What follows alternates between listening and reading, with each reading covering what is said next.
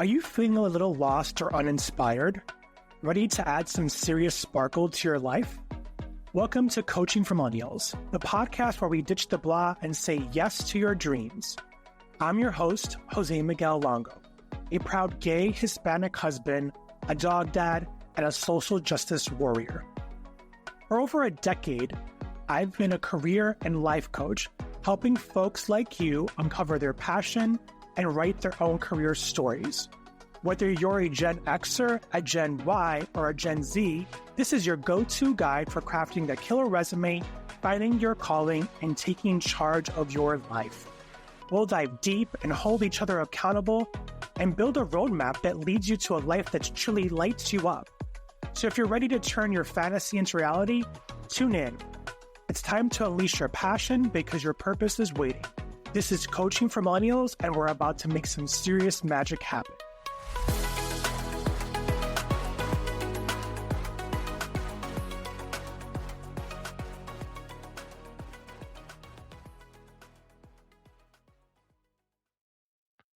Hello, friends, and welcome back to another episode of Coaching for Millennials. I am your host, José Miguel Longo, and I am super excited to bring you finally the second episode of the week. Damn, it's taken me a minute to get to this point. I just have to tell you, there's been so many layers to what has been going on in my world and space of work that have been challenged every single day, from technology issues to computer equipment issues to learning management platforms issues, like you name it. This has been the last 2.5 weeks, almost, I would say 3 weeks altogether, have really tried me and have really tested me in a way that has been areas of growth. And really, as you get older, sometimes you feel like you don't have a lot of patience, but I've always prided myself on having a lot of patience. And so this has been the test, especially when it's so much out of my control, right? I can't control technology. I can't control what happens with my LMS. I can't control what happens when, documents are old and I'm trying to convert them to new. Just so many variables that have made me feel like literally that little emoji with the head screaming and the brain is bursting out. I don't know what it really is, but that emoji is serving my life right now. Without digressing any further, I want to bring you this episode, 2-episode week. We don't even know what to call it because I'm just excited. I've been wanting to this for a while. I mentioned in a couple of episodes ago, and I think it might have been almost 2 weeks ago, right when I had first kicked off our mini series on Stuck in Focus, that I wanted to do Tuesdays being more life coaching and then Wednesdays and Thursdays being more focused on career. And this day has been so full. My intention was to have this published and ready to go early. My goal is always to do that, but technology and my computer were not my friends. So excited to kick this one off. Now, this episode is one that is very, very personal, but also I think if you're a millennial, you're feeling this. So I titled this episode, and by the end of it, I may decide that the title may not work, but the content is there. Mid-career and feeling replaceable. Anybody? I mean, hello? Anybody out there? If you're someone between the ages of 30 and 45, this is for you. Honestly, I can't tell you how many times I've been in an environment or a job that has made me feel as though I know where my worth and value is, and I know what I bring to the table, but somehow it doesn't translate to what I'm doing every day. So the focus here is how to stay relevant without burning yourself out. And in this episode, I'm going to give you some pointers of how you can accomplish that, but also give you some opportunity to be reflective and be mindful around it. Because the idea here is that yes, you may feel like you're in this mid phase of your career, which is scary sometimes. And we'll talk about that here. But, ultimately, you are in a position where you are still competitive, right? So I want to remind people that just because we're in this place and season of our lives and there's so much happening in the world of work, that we are still individuals and humans that bring our whole selves to work. We know where our worth and value is, and we know where we bring to the table. So if you're someone, again, between the ages of 30 and 45, you've had this thought in your head, thought is, am I still competitive? Or, I've worked this hard and now everything feels like it's shifting again. That one hits me a lot. this episode is so for you. So let's sink into it. Because mid-career doesn't feel like arrival, it feels like exposure, right? You've built experience, you've built credibility, you've survived a recession, you've survived restructuring, toxic managers, impossible deadlines. And now we have AI. Now, I talk a lot about AI on this podcast because it has become an integral part of my life and how I operate my business and how I operate my coaching practice, but also how I do my work. My workflows are now becoming integrated with AI. But looking at it from the job perspective, job descriptions are evolving. We have younger talent entering the workforce, with different skill sets that perhaps we feel like we don't have. So we're then challenging ourselves to keep our skill sets elevated. And then there's this subtle level of anxiety that makes you feel like you're incapable, like you just can't do it all, right? And the thing of it is that just because the rules of how work is evolving and how the rules of the dynamics of the workforce is changing, it doesn't mean that you're not relevant in your career. So today we're talking about how to stay relevant in your career without going back into the hustle survival mode that perhaps we've been living in for the last decade and a half of our lives. Because ultimately, if you were born anytime between 1981 and I would say 1993, you know what I'm talking about here. So what do? Let's not panic. That's the first part. Let's not panic. Now, before I dive into everything that this episode's going to bring you, I want to pivot it to my little segment that I like to call what I'm liking, what I'm listening to, and what to look out for. Now, here's what I've been thinking. I'll tell you what I'm liking first. What I'm liking is Amy Poehler's podcast, The Good Hang. I love Amy Poehler so much. The fact that she has a podcast, and mind you, it's not new to me. This podcast has been around for a hot minute, but I tend to look at all the reels on YouTube. And then if there's someone that she has as a guest that I feel like I have the time to invest in watching the full episode as opposed to just watching the shorts and the reels, then I will go watch it. One of my favorite people in the world was on there, Jonathan Groff. I will take Jonathan Groff any day. I don't want to say obsessed. I've just had this biggest crush on him ever since before Glee. Honestly, I've watched his career evolution. I always felt like he was a guy's guy, a girl's girl, but also he's just so handsome. I love everything about this man. His quirks, enough, totally. But the episode that he was in with Amy Poehler had me cackling. I was dying laughing. So if you like Jonathan Groff and if you like Amy Poehler, go watch the episode for Amy Poehler's podcast, The Good Hang. It's on Spotify, but I listened to it on YouTube. Just so good. Now, what I'm listening to. So I've mentioned this before. I'm a huge EDM, dance music, electronic music person. And this past week, there was a single that was released by the artists, because there's a couple of them, Mio, Moti, Amiro, and Angarita. And I guess Angarita is the artist featured in the track who's singing. And the song is called Begging. I listen to my music on Spotify. I used to be a Google Play / Google Music back in the day. Now it's called YouTube Music. And I've kind of given up on the YouTube Music thing. It's just been hard to keep up with where my music goes, how my music shows up. And although I'm not a huge fan of how Spotify doesn't want to always show me all of the new music, I kind of have to dig for it. I like to be able to search for EDM and really find all the new EDM releases. So Spotify, if you pay attention, please, I'm going to put Spotify in the hashtag so that they can listen to some feedback I have for them about how their music shows up on Friday releases. So jumping into what to look out for. So now in this episode, particularly because this is what I've been seeing, I've been thinking a lot about how mid-career professionals respond to change.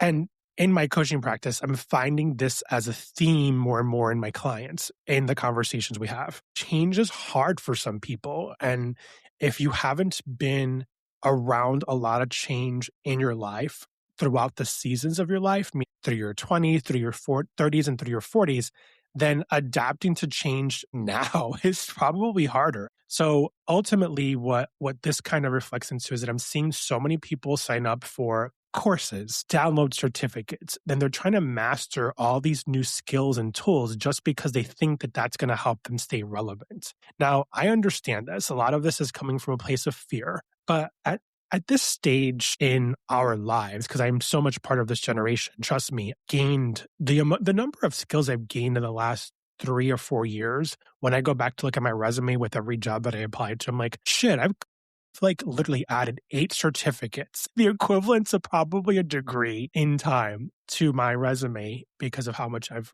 wanted to level my skills up. But if you're refining what you already know and where you are in your life, this isn't about reinventing yourself every 18 months. It's really about how you think of who you are today and how you want to represent that. The other thing that I'm also seeing happening a lot is that there's a huge shift from like how job titles are represented to how skills is so much influenced by it. So you have companies who are really focused on hiring less for years served and more for the capability, like adaptability, emotional intelligence, strategic thinking. Now, if you're in this person who's in their late 30s or early 40s, or like I said, the ages of 35 to 45 time frame, I have a few questions, and the questions that I'm going to ask you here are ones that I think are going to help you, one, define how this mood point of your career really looks like, but leaning in with intention. Because the fact is that although you may feel replaceable in your job and you maybe feel replaceable in your work, you are still top tier talent because experience will always trump education. And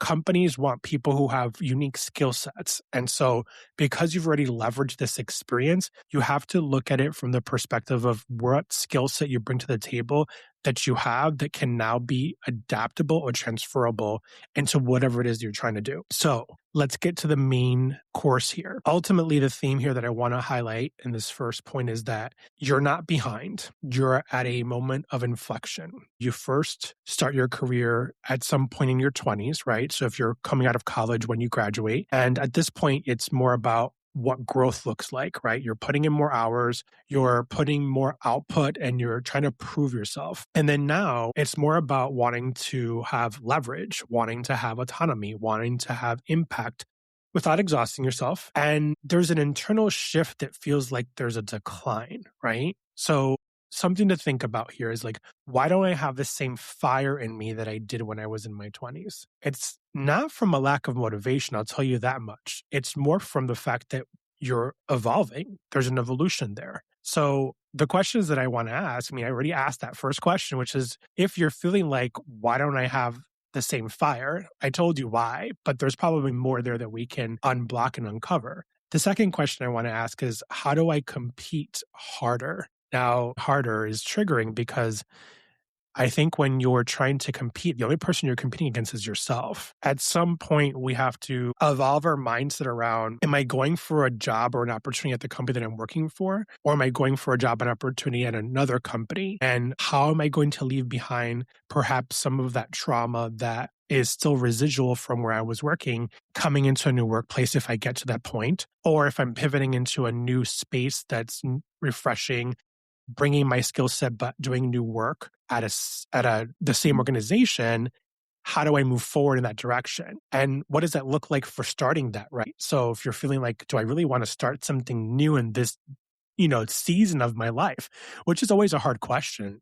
Oddly enough, I always have this conversation with my husband who, he was born in 1965, so he's a Gen X. I like to say he's a boomer because his personality and his mindset around work and the people he grew up around and the people who kind of, raised him and his persona are very much so boomers. And this is a man who spent his whole entire career in one job. He had multiple jobs in that employer, but really his evolution of where his career started from the time he finished college to when he transitioned to this, space of social work, that was 36 years. That's a career, right? So we as millennials, we've pivoted so many times. We've had to redefine what work looks like for ourselves. As we're in this season and finding how the world of work is changing and transforming in front of us, we have to make hard decisions. So the question I ask you here is, what kind of career do you want in this next decade of your life? Being realistic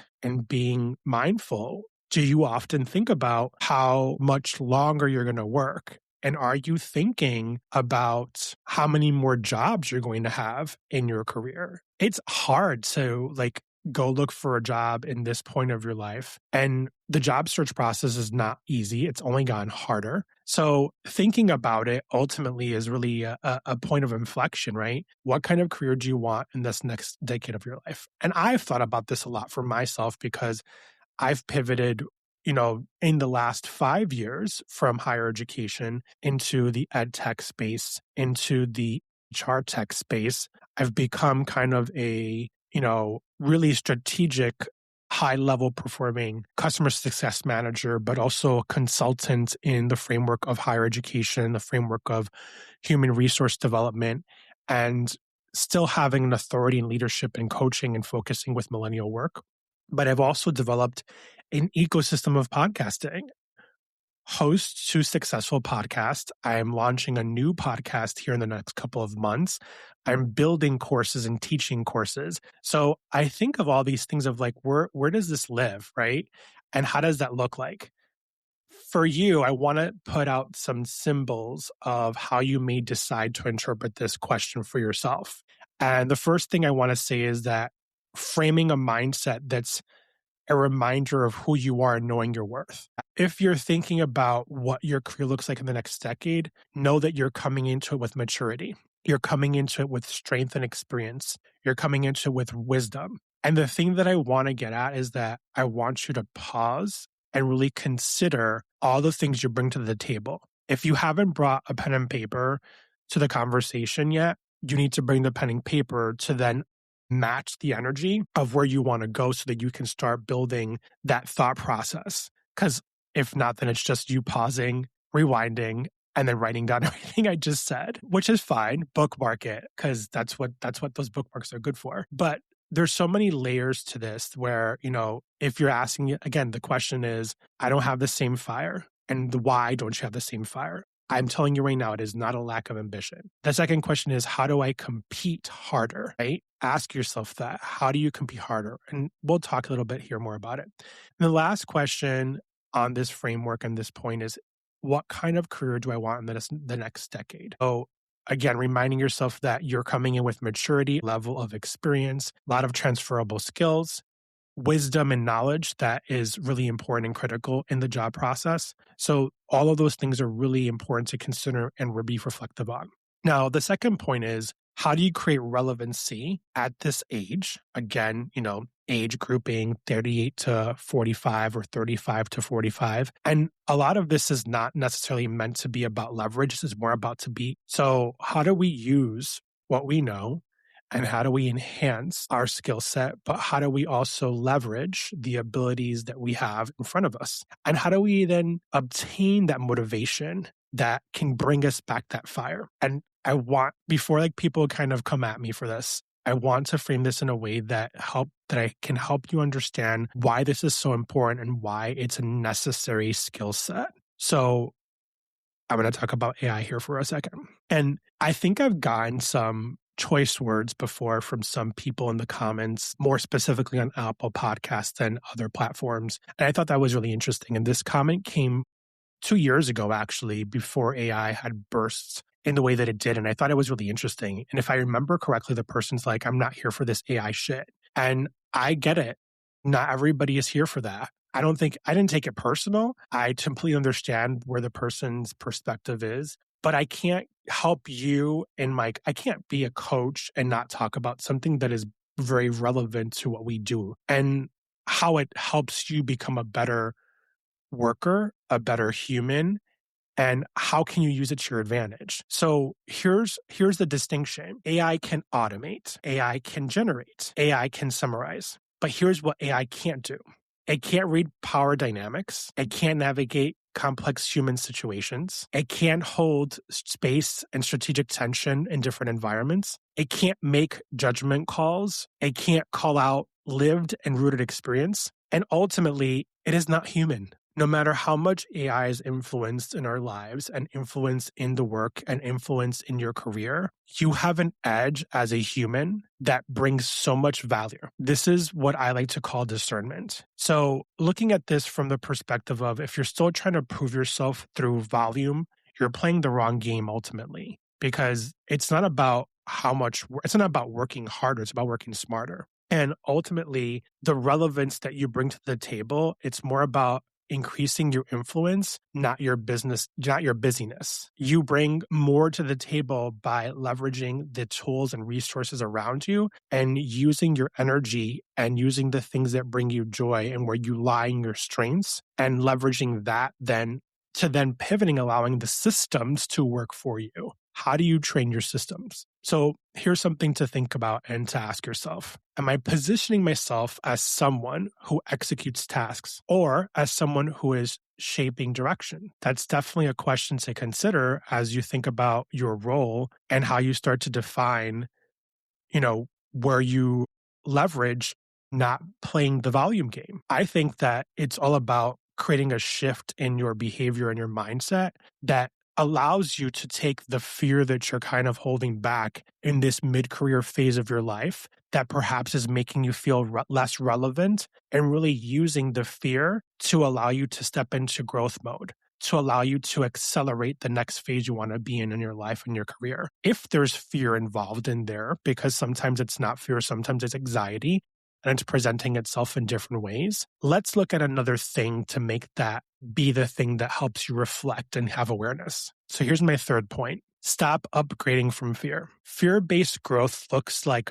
a frantic person who just can't get out of their own way. So if you're looking at another certification, another job, another platform, another late night proving you're still in on it, but you have frantic energy that's not evolving you, allowing you to grow, and it's not leaning into your own core and your values, then you need to assess yourself real quick, because that is not going to get you anywhere. It's going to, it's going to get you? It's going to get you sick. And it's going to get you, having to have to call your therapist and having a conversation about how your job is killing you. Now, let's bring this back to a space where it can give you the clarity that you're probably needing to look for and you're having to build. And creating calm, ultimately. Here's a question to ask yourself. If I mastered one skill deeply this year, what would expand my options the most? Is it depth that builds authority? Is it authority that builds security? Is it security that reduces stress and anxiety? Ultimately, the only true security doesn't come from the job that you have. It comes from knowing that you can pivot because you have the true capability to do that. And that is what I like to call internal stability. You have to trust your skill set. You have to trust your ability. And if you're looking to invest in yourself, as you should, trust in the thing that you're investing in is going to help you get further ahead. And if you're not being given the opportunity to expand and grow in your job and in your work, then you need to have deeper conversations with your people leader or your manager to define how you can do that. Because ultimately, the only person who is in charge of your career, who is in charge of how you decide to allow this mid-career framing evolve is you. So I want to shift before I let you go here into a couple of things that I think will help you take the next step and lead with intention. And the thing that I want you to, kind of focus on here is how do you lead into the next move that lets you increase and leverage what you want to accomplish this year. We just went through the last 3 weeks through the Unstuck and Focus guide. If you were paying attention on, the last 3 episodes from the last 3 Tuesdays, those were focused on very specific overcoming obstacles and overcoming challenges. And I would say that that same process and that same framework applies to your career. But when you think of how you want to take the next step and how you want to leverage what this next year or next phase of your career looks like, I want you to structure how you think in the direction that you want to go. One of the things that I am going to work on and I'm going to bring to life is what I like to call a mid-career clarity blueprint. And ultimately, this is going to help you evaluate your strengths. You're going to leverage your skill set and your experiences, and it's going to help you overcome and assess what your next move can be. I have worked with so many clients who come to me and are always so lost at this phase of their life. And as much joy as it brings me to help them gain clarity and help them get unstuck and find their way, a lot of it comes out because of how burnt out they are. They've become this high functioning burnout human being who is at their wit's end and ultimately is looking for just someone to elevate them and lift them up. But I can tell you this, we roll up our sleeves, we get to work, I give you homework, and you better come prepared, because in all my coaching sessions with my clients, there's always homework and there's heavy conversation. I love to peel back the layers of the onion, but if we're going to get to work and helping you get clarity of why you're having these feelings of being irreplaceable and perhaps being stuck in this space of your career, especially in this age, it is definitely something that we want to have that goal of saying, what does the next decade look like? Now, I like to take it step by step.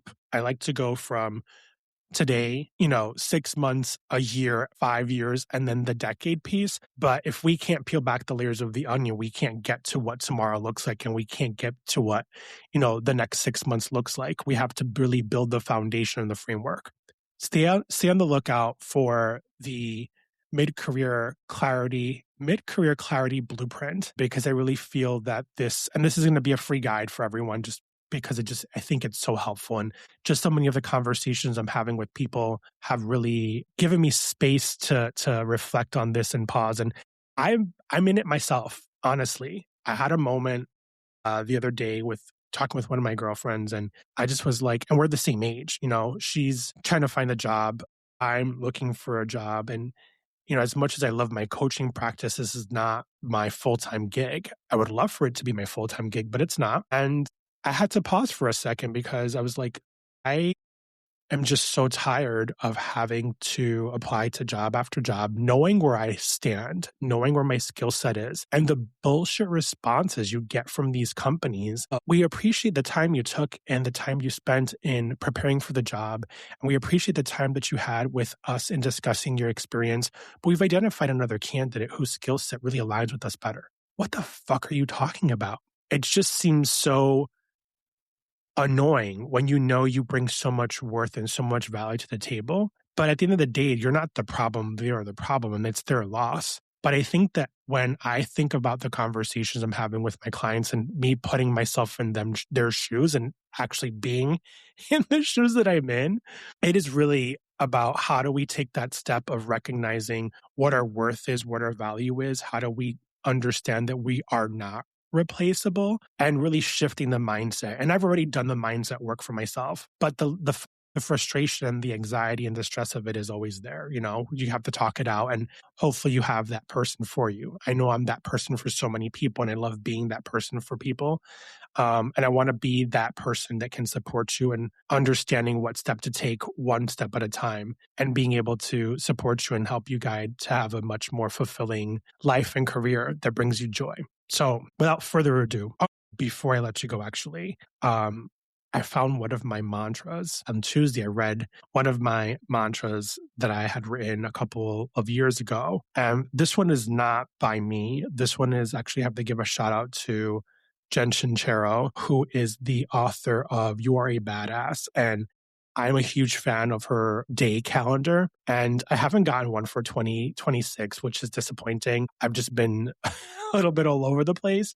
And this one actually is not from a recent year. I actually saved this one. So here's what I'll leave you with, and then tell you parting words. Success isn't static. It is not one place. You don't arrive at success, crack open a beer, and call it a day. Success is a way of being and adapting and growing that gets easier the more you practice. I thought that was really connected to the conversation from today, because it really stands out to how sometimes our own successes are defined by the way other people perceive it, But the reality is that the only person who can define your success is you. And at the end of the day, this feeling and emotion of being replaceable or feeling stuck in a career that perhaps you feel like you're not getting anywhere, you're not getting ahead, is something that's only weighing you down because you're the one that's carrying it and you have the ability to make the change. So let me be that person that helps you make that change. Stay tuned for our episode next Tuesday where I will talk about high functioning burnout, which let's talk about high functioning burnout because as a person who is neurodivergent and has ADHD, that